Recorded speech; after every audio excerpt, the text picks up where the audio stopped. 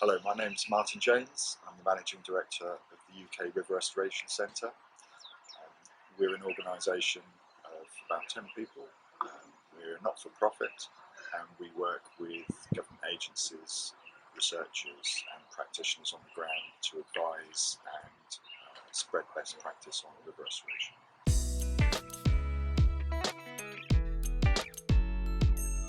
Quite a few of our member organisations are universities, and we often partner research bids, often around the what we call in the UK pathways to impact, so looking at spreading the information that comes from those research projects and trying to disseminate that to those people that are working in that area, rather than it just being picked up organically through papers and research and research conferences.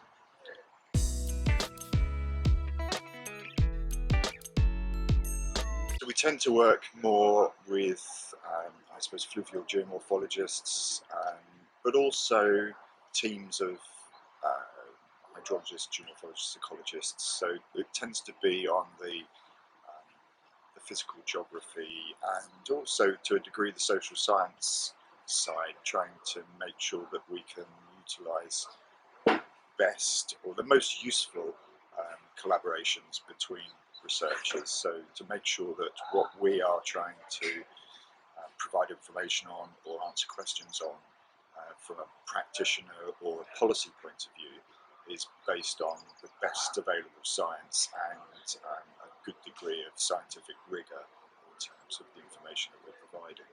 So yes, interdisciplinary research is really important, because otherwise you tend to find that the people that we're talking to take things quite literally. If you say you need a geomorphologist to help you on this, they will just get a geomorphologist.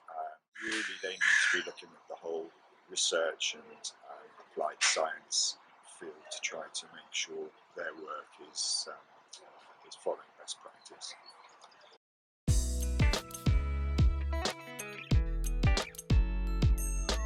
I think what we see in the UK now is that there are lots of master's level research that is, or master's level programs that are trying to be much more integrated, partly because mostly the aim of that researcher is to go on and get a job afterwards, and it's quite difficult, more difficult now if you just stick to your first discipline.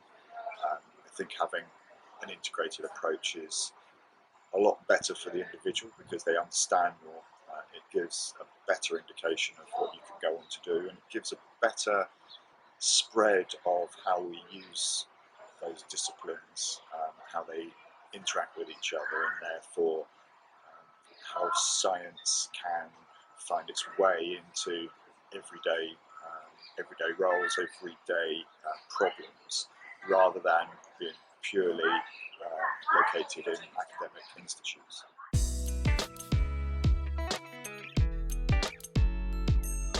I think river restoration now is very integrated in its approach. So from my point of view, I talk about river restoration as being the restoration of natural processes and also the restoration of ecological processes. So that immediately ties together quite a few disciplines.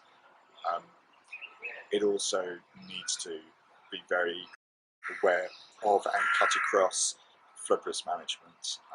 It needs now to be looking at health and well-being, so working with the medical profession. We also need to look at how people's perception of their river environment fits with the work that we do, so the social sciences need to play a very important part. So I think it's possibly getting to the stage now where there are so many disciplines involved that it can start to get a bit clouded as to where the focus should be.